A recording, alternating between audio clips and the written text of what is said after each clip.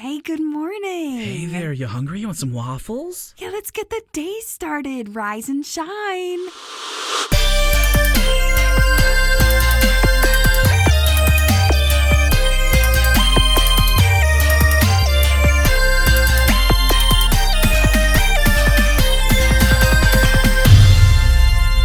It's the Phantom Family Podcast. Why, hello there, friends. I am Tori Phantom here with my husband, Jimothy. Jimothy is Jimeth me. Hello, Jimothy. And we are on the Phantom Family Podcast. We are. You're listening to it. You've tuned in right now on whatever podcast platform you have chose to listen to on this day. And we are glad you're here. You're part of the family now. Welcome. You are. Welcome to the family. We're like a cult, but not like a cult. You know, we just want positive thoughts. We just want things to feel good. You know what? Honestly, I'm pretty sure that every cult would tell you the exact same thing. We are not going to demand that you give us your money or anything like that. This feels like a weird start, Jim. You know, I am denying that we are a cult, and somebody would say, you know, that's kind of what a cult would say. Yeah. Exactly. So we are not a cult. We are a family, which is also what a lot of people's workplaces tell them. Oh, my goodness. We are a positive version of whatever you want us to be. That's what we are. We just want people to be happy. Exactly. This got off to a weird start. But anyway, how's your week been, Jimothy? My week has been awful. Just gosh darn awful because our basement flooded and I've been using a shop vac to suck the water out 6 gallons at a time. Not going well. Not going quickly. It's going okay, but it is taking some time. And at my work, we've got a lot of things going wrong there. And I work in customer service, which means that I am the whipping boy. You're always wrong. You're always wrong when you work in customer service, unfortunately. Always wrong. So that's how my week's been. How's your week been? How's school been? Well, I'll tell you, I'm tired, which is nothing new. How long have I been a parent? Awake? You've been awake for at least 9 years straight. A long time. So I've been tired for a long time. But it's funny you mentioned school, Jimothy, because that's actually what we're talking about this week. It's funny. I didn't hear you laugh. Oh, that was a laugh, for sure. Yeah, that was a real laugh. I was, real tickled by it. That was a thing? Yeah, I laughed at that. I give that grade an L for Laffert. Laffert? Yep. Okay, I mean... I didn't go to comedy school. I just learned it on the streets. I can tell you didn't go to school, even virtual. No, well, you know what? Actually, that's not true because I did do virtual classes when I was in college. When I was in New York last. Got my degree online. I started in person and then I became parent, and then my accessibility was online, and so I did get my degree online. You should tell the kids that the next time they complain. You say, hey, I got a whole college degree online. Well, what's funny is that the kids actually don't complain about doing school online. They love doing school online because they like hanging out with me all day, and that is the biggest ego boost ever, that my kids are like, we like doing this because we get to hang out with you. But at the same time, I feel really bad because they need friends their age. Yeah. Well, I do. I like that they're my best friends, but they need their own best friends. You know what I mean? Yes. I do like the fact that Beanie Baby will sing the chicken wing, hot dog and bologna, but she changes it to chillin' with my dad. She doesn't even try to add extra. She says mom too, just to be clear. Sometimes she says mom and dad. Sometimes she does. She does. And that is nice. But she sang it chillin' with my dad first, so I'm just saying. Yeah, of course. Yeah. Well, okay, so I got a question for you. Okay. Jimothy. Is this school? Is this virtual? This is virtual because it is a podcast, yes. Okay, all right. Are you prepared for the test? I need to log into my Google Classroom. This is a test because school was so very long ago for you. Not really. I was in community college in 2014. 13. It was 2013. You graduated high school almost 20 years ago. Almost, not quite. So, what is the test, Taskmaster? Right. It's not actually a test. I'm just wondering, how did your guardians handle your school when you were growing up? Did they care about your grades? Did they care about participation? What was that like for you? Participation did not matter whatsoever. I was not a part of anything. I wasn't on any teams. I didn't play basketball. I didn't play football. I didn't do baseball, Little League, none of that stuff. I was, in the 4th grade, I was on the academic team, which was It was called Quick Recall. It was basically like Jeopardy, but as a team.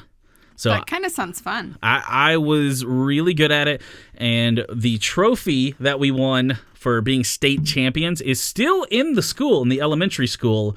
That is not my actual real elementary school anymore because they did close that one down. They did close that because it wasn't safe. It wasn't safe. It was probably all the asbestos, but I did do that, and that wasn't a mandatory participation thing. That was just something I wanted to do, and then I was allowed to do it. But what about when it comes to grades? How did your guardians handle that? I got really, really good grades. I was like perfect score in everything when I was in elementary school. What about when you got to high school? When I got into high school, I went from being straight A's up to A's and B's. And I think that's down to. Sure. I went down to A's and B's except for algebra. Algebra, I got C's in. So I was all A's and B's in everything except for my math classes all through high school. Algebra was my favorite math class in high school. Algebra was terrible. I can't figure it out. I couldn't do geometry. Like geometry, college level statistics, great for me. Algebra, loved it. Shapes, so boring. I don't know what it was. It wasn't that I couldn't do it. It was that I wasn't interested in it. Let me tell you, geometry, when I took geometry when I was a junior in high school, I got straight C's, like 70s, low 80s for algebra. Yeah. In geometry, 105.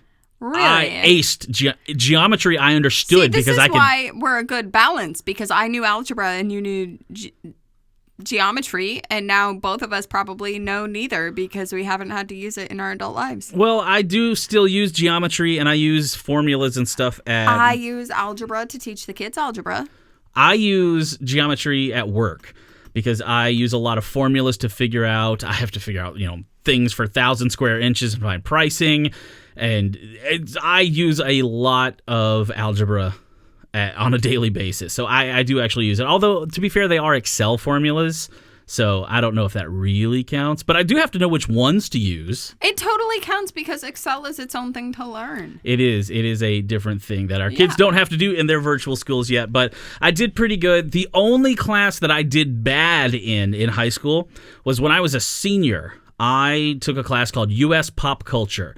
It was an elective. I didn't need the class. I didn't need the credit. I was going to graduate regardless. All I had to do was pass an English class, and that was enough credits to graduate. So I mostly messed around, and I didn't do a lot of my assignments. So when the first semester progress report came, I actually had an F in there because I just wasn't doing my work. And I did get in a lot of trouble for that one. It was mostly I got grounded. I got my guitar taken away from me. To steal the gift of music. Yeah, that was what as I've mentioned before, I would get things taken away from me. I got that taken away until I turned in the 2 assignments that we had due because it was nothing. It was a layup class. I took it with my friends. We had fun, and I just didn't do any work because I didn't need to pass the class, so I didn't care. So, yeah. But I got yelled at. I remember getting picked up from a driving instruction class that I had to take for insurance purposes. So I was going to get my license, but I had to pass one of those state class things.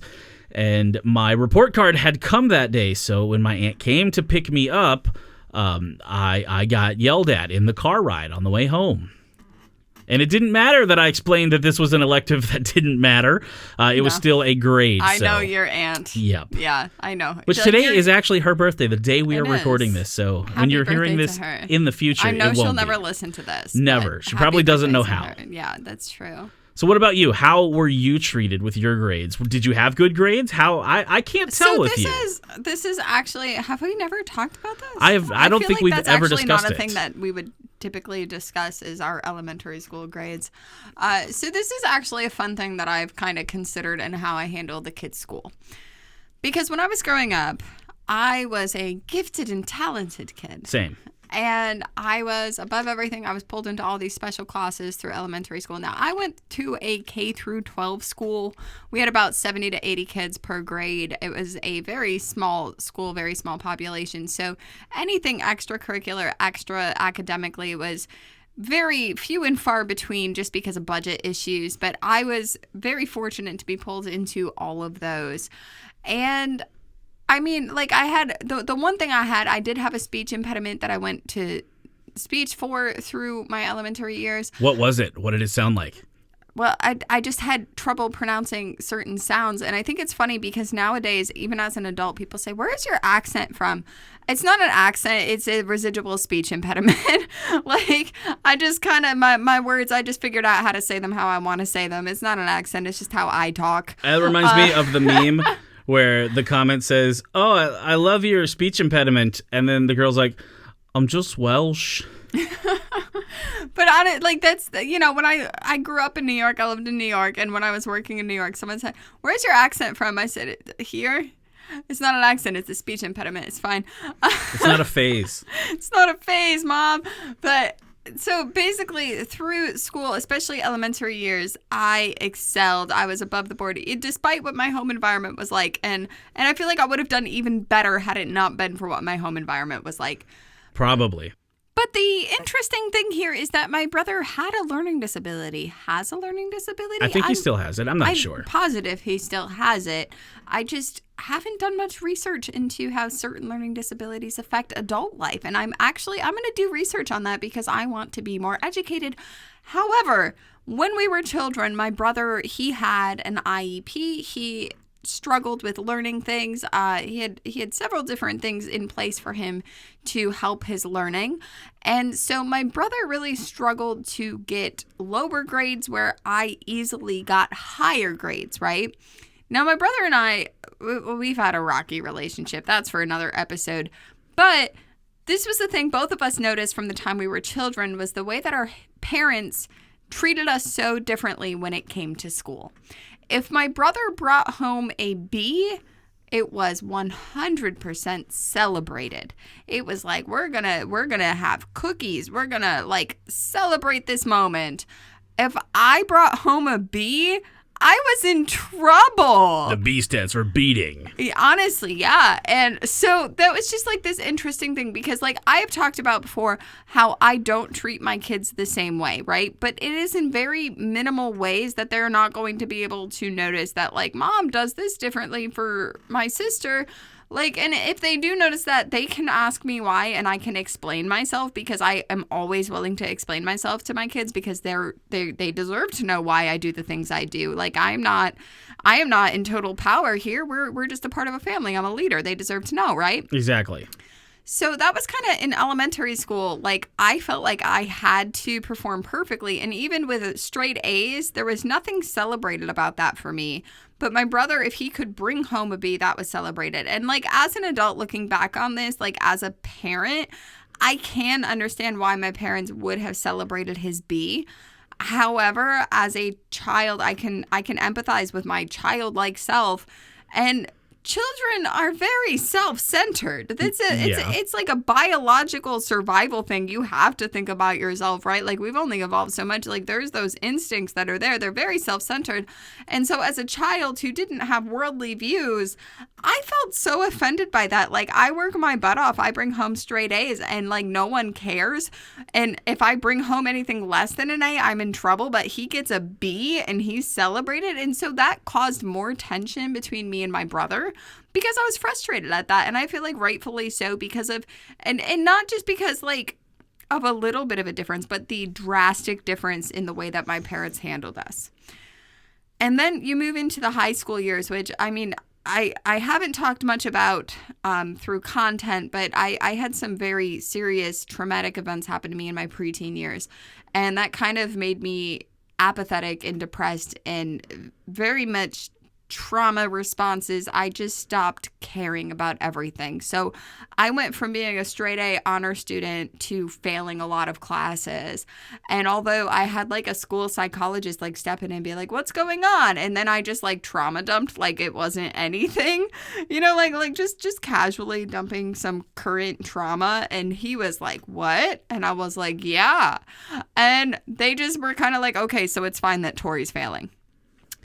It wasn't seen the same way at home, and I was in big trouble. I especially the early years in high school for me 14, 15, I really struggled with grades because it wasn't even that I struggled. I just stopped caring. So I did have to repeat some classes.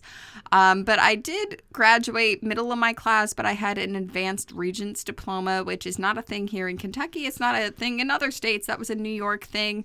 I had to pass several state tests that only certain courses offered. So I actually, when I entered college, had a really good standing because despite the poor grades that I had because of mental health issues, I had done well enough to have an advanced diploma from high school. But in high school, like, it was just a hot mess. I didn't have any support. It was just like if I missed assignments, like my mom worked at the elementary school. And again, this was a K through 12 school. So if I missed an assignment, my mom would be standing in the lobby of the high school when I went to my lunch period to yell at me in front of everybody, which it did great things for my mental health. I'm sure that helped. Let me tell you, it was so good.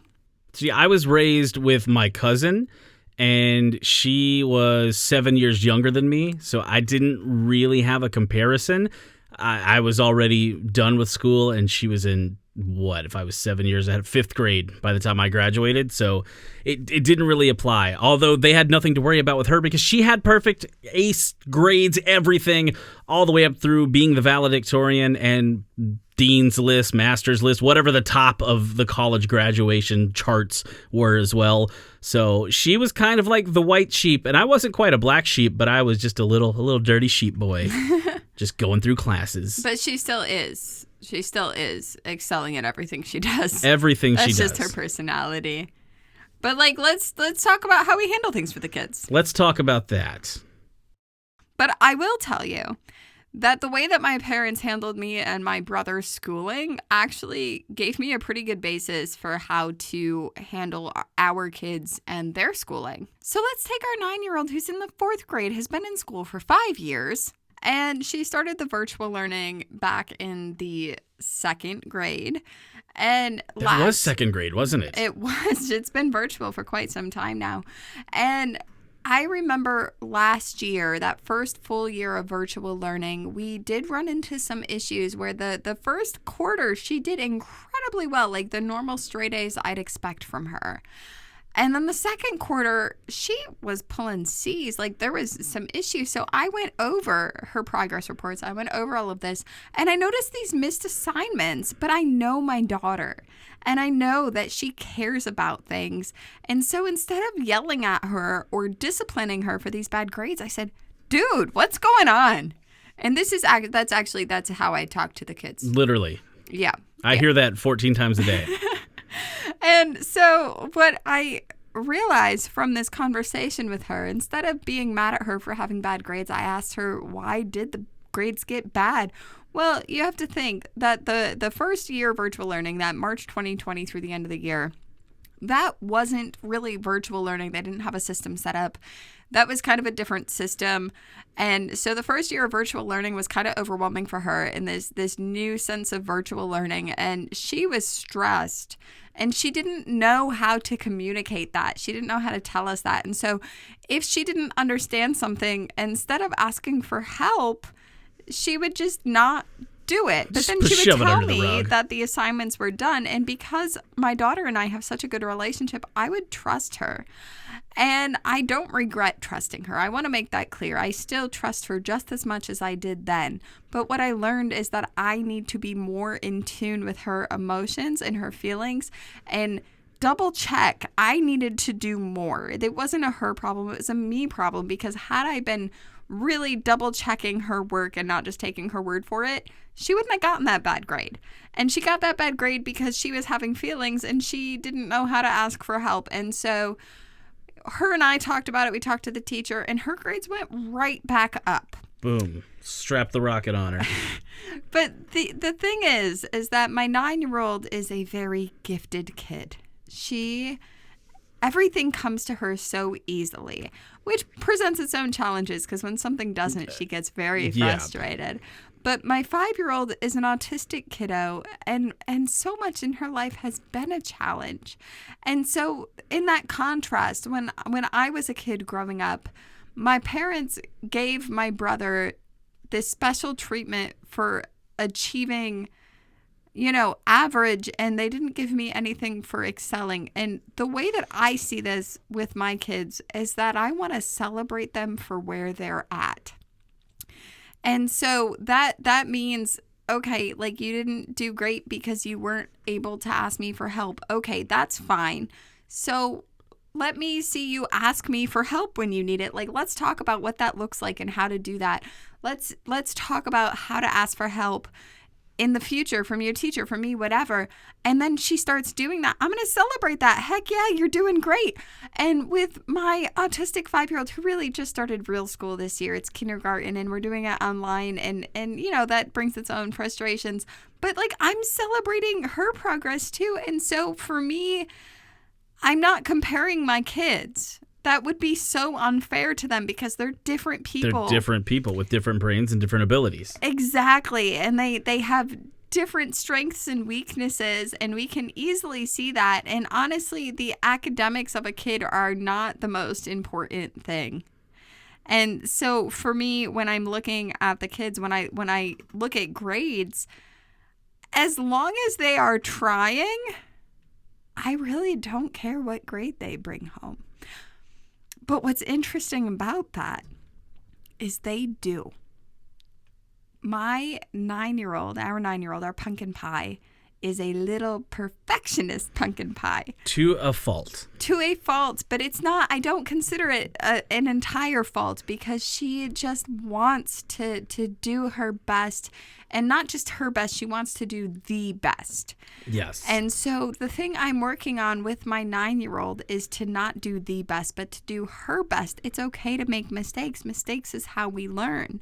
And so when she gets frustrated with her work and she says, Mom, I need your help, I have to remind her that I can help you, but I cannot do it for you because I already finished the 4th grade.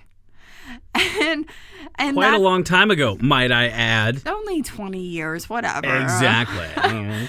But that has brought its own unique challenge, because she does want to be perfect. And the challenge with her is to remind her and validate the idea that not being perfect isn't just okay, but it's normal.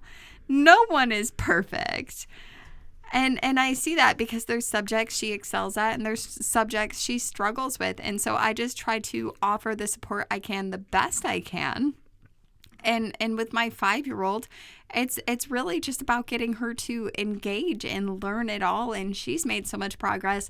And honestly, like, as a parent, I want to celebrate all of their successes. I think they deserve it. And honestly, like, especially the way the world is now, like, don't we all have like a little room to celebrate for no reason? I celebrate myself for no reason every single day, because look at me, I'm awesome. You are pretty awesome. Although I guess that's a reason, so. But I think that's an interesting contrast to bring, is the in-school learning versus virtual learning, right? So we have young kids, which has been a challenge through the last few years because there's like a whole panoramic pandemic going on. And our kids started virtual learning in March 2020. At the time, our 5-year-old was 3 on her first year of preschool. Now, most 3-year-olds don't actually need to go to preschool. Our daughter qualified because she does have special needs. And she needed the extra support to prepare her for kindergarten because she needs a lot of support socially and with motor skills and academically. Like, she just needs a little extra support. So she got to start early, and she got to go to preschool for 6 months? Something like that. Something like that. And then the whole world shut down. So we had a preschooler, we had a 2nd grader, and the world shut down. And prior to the shutdown, it was a whole different vibe. It feels like the good old days. My preschooler went to school for half a day, and I got to talk to her teacher every day, minimally, at pickup and drop off. And I just kind of didn't know what was going on with her all day because that was the standard. And with my, at the time, 2nd grader, it was very similar. Parent-teacher conference, whatever. I wasn't really a part of the learning process. But my kiddo was learning, and anything I needed to know, we had the app for communication, whatever, but I was really disconnected from what was happening with my kids' schooling. Yeah. And that's kind of the weird benefit of the current situation is the role I get to play in online school. Because I remember being in school, but I can't imagine what that would be like as a teacher, right? And yeah. At the same time, I don't love being a teacher. I'm not a teacher. I'm not great at that. That's not a role I was ever meant to be in. I'm trying my best. But because of the way the world is now, since March 2020, I stepped up from a caring parent who very much supported my kids and made sure that they were on the right track to an active participant in my children's education. And I mean, I would say prior to the pandemic, I would have said the same thing. I'm an active participant in my children's education. I was always at school events. I was always trying my best, staying in touch with teachers, supporting my kids, keeping that open communication. But now I'm a whole teacher. And it's kind of cool. Like, it's very stressful. It's super stressful. Like, a lot of days I just want to rip the little bit of hair I have out. Oh, you don't. You know what? You chose to have a little bit of hair. You don't get to say it like that. Baldies unite. I do get to say it like that. However, it is a very interesting thing because before, it felt like in the before times. It feels so ominous, but honestly,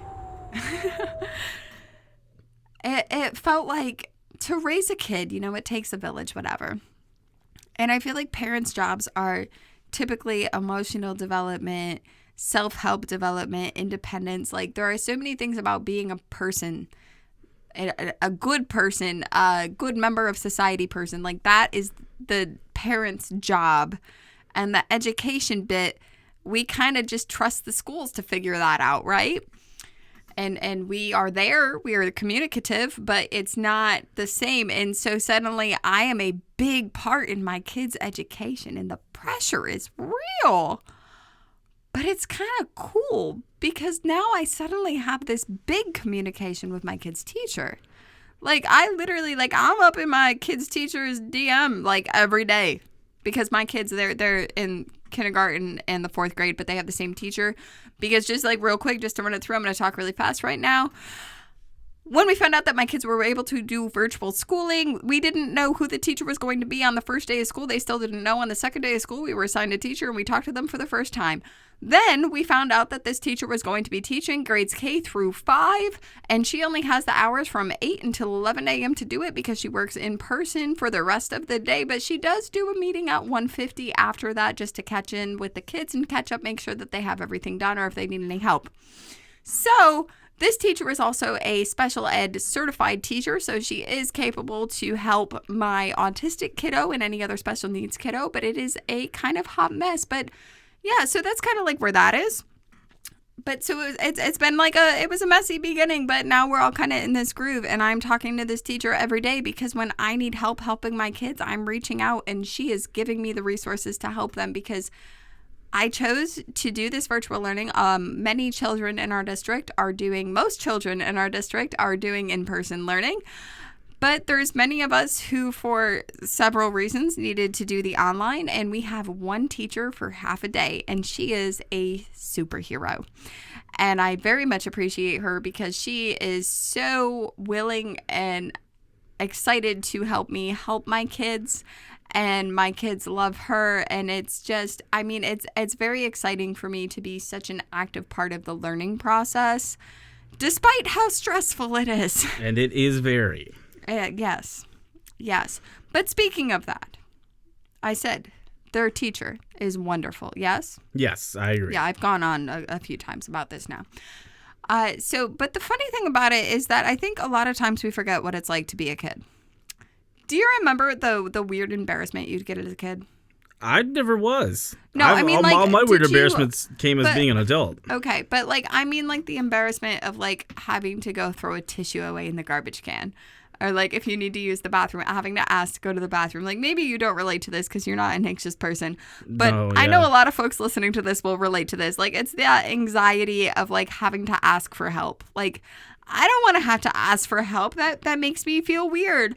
I don't want to have to admit I need help with this. I don't want anyone to look at me like I'm afraid to walk across the room, even though everyone walks across the room, but I don't want people looking at me, but like no one's looking at you, but like it feels like everyone's looking at you. Can't relate. Rub it in. Anyway, we've been doing this virtual school in the 4th grade, and 4th grade things get kind of sticky. It's kind of the hard year. That's the hard year of elementary, I think. The rest of it is base knowledge. You get to the 4th grade, and suddenly it's like, whoa, we got a lot to learn, friends. And this last week especially has been incredibly difficult because the things are getting harder. And although I did pass the 4th grade 20 years ago, kids actually have different learning methods now. Like, I would love to see any adult try to make it through a children's math course in the way they expect children to do it now, because we couldn't. This Common Core math is different. Now, I love it. I understand Common Core, and I actually really love it, but that doesn't mean that I am fluent in it, right? Yeah, what is this? It's like, oh, if you want to do 10 plus 13, well, that's, you take 1 plus... It's 10 plus 10 plus 3. 10 plus... Essentially, Common Core is, it takes the math you do in your head, but it puts it on paper.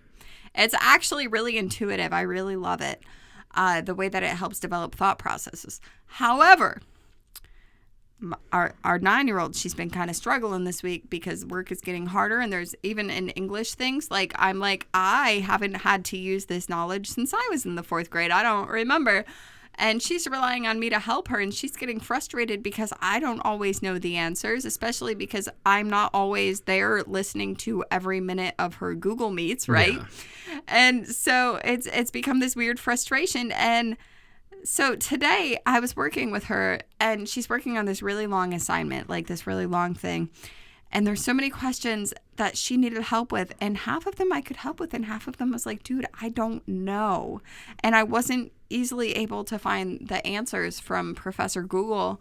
So I was like, because their teacher is incredible, because even though she's working the virtual school and the in-person school, she still makes time twice a day for open meets for kids to come in and ask questions. So I told Pumpkin Pie, I said, both of us are struggling with this, so why don't you sign on and ask for help? And she froze up. She was like, no, I'm not, I can't, nope, I'm not going to do that. And I was like, oh, why? And she just was so stressed about it, and I realized that she was afraid to ask for help. She was fine asking for help from me, because she trusts me, she knows me. And I think that's the downfall of these online school relationships, because the kids don't get to have that personable relationship with their teacher, right? Yeah. But I was like, dude, if your teacher has these meets to help kids, if no one joins, like, she's just going to sit there alone and bored. Like, she wants people to join and ask for help. And she was like, not having it. She's like, nope. And I was like, okay, that's fine. So we continued working, and I helped her with what I could, and we skipped over the questions we couldn't. And I just kept talking to her about, like, why asking for help is okay. And I, like, reminded her, like, dude, you have to help me with school because I don't understand Google Classroom. Like, if it wasn't for you, your kindergarten sister wouldn't be able to do school because I didn't understand this until you taught me. Exactly. You're learning too. And that brought her so much joy for her to realize that she's teaching me that I needed help from her. And this kind of went on, and I was kind of telling her, like, it's okay to ask for help, and kind of, like, validating that, not just by saying those words, but by providing examples, because I think a lot of times when we're validating kids' emotions, we do have to provide examples, because ideas aren't enough. We have to have tangible evidence of it. And so we kept going through it, whatever, and I was telling her, you know, like, it takes courage to admit you don't know something, but, like, there's power in asking for help, because then you can learn. And at that moment, like, she's like, okay. So she's working on her stuff. And a couple minutes later, she comes to me and she goes, Mom, I think I'm going to join that next meet. And I said, heck yeah. And she joined the meet, and she gets on with her teacher, and she's asking for all this help. Like, I was so proud of her. And I, like, ended up going in and just kind of sneaking into the conversation, how I do, you know. And I told her teacher, just, like, you know, like, nonchalant. I was like, well, you know, Pumpkin Pie was kind of afraid to talk to you because she was afraid to ask for help. And her teacher just reiterated everything I had said to her, just further validating her feelings. And both of us just reassured her, like, not only is it okay to ask for help, but it's a good thing. And her teacher just kept telling her, like, I want to help you, but I can't help you if I don't know you need help. Exactly. Help me to help you. Help me to help you to help me to help you. Yeah, exactly. And so, like, after that, like, I had to talk her into even joining this meeting. We've been in school for a month. This is the first time she's utilized that resource. She feels so much better. Like, I feel like she's going to utilize that every day, and our work is going to be done so much sooner because she feels comfy with it now. That is good. Right? Because some days she's still doing work when I get home from work. Well, a lot of times, too, that's because we do be getting distracted. Like yesterday, you were like, why is she still doing work? Well, we also, we brought Squirrely Girl to occupational therapy for an hour, and then we went to the library for an hour, and then we saw that the library had these signs outside for a story walk, and there was this half-mile walk through this field that had, like, every 10 feet was, like, a sign about, like, some cool, like, mystical creature from books, and so we went through that whole walk, and, like, so 3 hours later, we got back home, and then she was back on work, and so that's why she was still working when you got home. Wow, thanks for taking me through the mystical creature walk. Well, you weren't at the library, Jimmy. I would have rather had been there than where I was. Well, you should have been there because the kids were really excited because one of the mystical creatures was a Yeti, and they knew you would have loved that. Oh, I would have loved it. I'm happy. I'm happy that they look at Bigfoots and Yetis and they think of me. They think of you. They do. They do. That is fantastic. But you know the other thing I figured out today? What's that? Fidgets. Now, you know me, and I need fidgets. Like, you've noticed, even if I don't have an actual fidget, I do find something to fidget with. And so today, our 9-year-old was struggling to stay on task. She was struggling to focus. So we have those, like, pop-it fidgets. So I just threw one at her.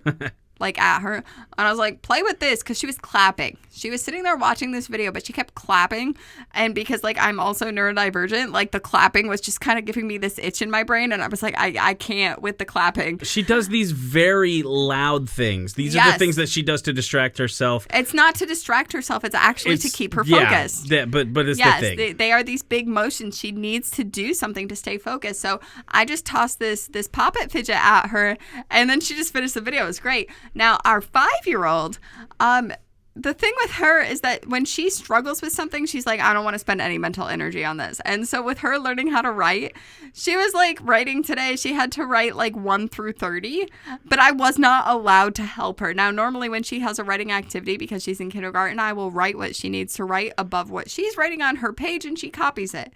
But because this is for reporting for the school, they were like, don't help her. And I was like, okay. So I told her, I was like, write 1 through 30, right? And she's like, okay, I will. And every 3 or 4 numbers, she would go ahead and just start doodling on half of the page. And like, it was like, I didn't even like notice. I'm sitting there with her the entire time, and suddenly she's just doodling on half the page. And we're like, dude, like just keep writing. Keep it. Let's go. And it took forever. And so what I ended up doing is I gave her our other pop-it fidget, and I put it near her left hand. And I said, just tap on this while you write. And that actually really helped her because it gave her something else to do while she was doing her work. And it's adorable because I couldn't help her. And that's a struggle for me because I want to help them do it right. But at the same time, that's not like learning is making mistakes and learning from them. So when our Squirrely Girl was writing 1 through 30, it was adorable because she wrote 1 through 20. And then when she hit 20, she wrote 11 through 19. And then she wrote 30. Oh. So like 21 through 29 didn't happen. She just repeated 11 through 19 and then wrote 30. And I just think that's really cute. Because, it's close. Right. It's close. It's very close. She understands the concept. Exactly. It's exactly it. It just takes some time. It'll get there. But I also like when the kids get really upset with school because it happens. Like you get upset at work, right? Mm-hmm. I tell them to take a break. Like, that can be stretching, that can be breathing, that can be a dance party, that could be 5 minutes, that could be 30 minutes. I don't care. For me, that's going to hide in the bathroom and play on my phone for half an hour. Well, honestly, though, like, everyone needs mental health breaks. And, like, for me, yeah, do I want my kids to perform well in school? Absolutely. But I want them to feel good about performing well in school. I don't want learning to be a stress for them because I feel like they have a lifetime of learning ahead of them. And as an adult, I love learning new things, and I want them to love learning. Like, that's how we become better people. We keep learning. And so when I notice they're getting especially stressed about an assignment, I'm like, hey, let's do something else. Let's take a break. Let's do a go noodle break. Let's go draw a picture. Like, let's do something that isn't stressing you out, because your mental health is more important than your schoolwork, because you'll get it done when it gets done, and that's okay. Exactly. But honestly, like, that's just kind of how I feel about it. Like, when it comes to grades, when it comes to school, I feel like when it's a subject they're interested in, they're gonna excel in it. Yes, and it's more important that they learn how to do the problem solving, learn how to do the work, versus learning how to pass a test or, memorizing. Oh, well, I know that this is the answer because this. I know this. No, it's more of I understand this than knowing this. I think that's more important. That's exactly it. I want them to enjoy learning and not have this huge pressure to have these great grades. At the end of the day, when they go to college, when they get their jobs, are the grades that they get in grade school, middle school, high school really going to matter? No, it's their understanding of concepts. So maybe they'll get a C in algebra when they're older, but as long as they did their best, or at least just did enough to understand and pass, that's what matters to me. Like, when they are interested in a subject, when they are passionate about it, they are going to excel. And if they're not super interested, they're not super passionate, like, babes, just do what you can. Just put in an effort, a good effort. I don't expect perfection. I expect you to try. Just try. And to be ambitious and to do your best. And your best is going to look different in different areas. And that's okay. I want my kids to be successful and love learning and not have learning be a stress in their life. So when it comes to school, I'm going to support them. The teachers are going to support them. And now I understand, because of the last couple of years, I understand how much of a team we really can be. And my kids are excelling. But if that changes in the future, we'll visit it then. Exactly. We'll burn that bridge when we come to the kitchen. Exactly. I don't expect the way that things are now to be the way that things are later. Just like the way that things are now aren't the way things were a few years ago. Yeah, or they won't be that way in 5 minutes. Exactly. But anyway, I think we ought to tell people where they can find us, Jim. Thank you for hanging out with us. You can find us on TikTok. Where are we on TikTok? You are on TikTok. I am on TikTok. You can find me, Tori Phantom, on TikTok, Tori.Phantom on Instagram, Tori Phantom on Facebook and Twitter. I am at Jimmy on the Air on Twitter. I had to think of what it was, so I spoke very slowly. I'm at Jim Beard on TikTok. I am at Jimmy Nips on Instagram. I've been toying the idea with making a new one. I don't know yet, but that's where it is right now. You can find us anywhere you listen to podcasts, but if you go to anchor.fm, you can find our landing page there. And if you've got something to ask, if you've got comments to make, you can actually leave us a voice message. Please utilize that. We can even use them on the show. You've heard that on episodes before. So go ahead, drop that voice message. Let us know what you think, recommendations, something you want to hear us say. And then there's all the DMs in between, too. And we love to hear from you. Yes, we certainly do. So why don't we go ahead and put this little baby down to bed? It's been a productive day. Let's tuck it in. All right. Good night, sweetie. Good night, love. All right. You've been such an angel. You have sweet dreams, okay? Yes. No. I've given you. We don't need chocolate milk and graham You want a crackers. bagel? What? It's 11 o'clock at night. It's good I night. love bagels. I love you. Listen. Good night. Good night.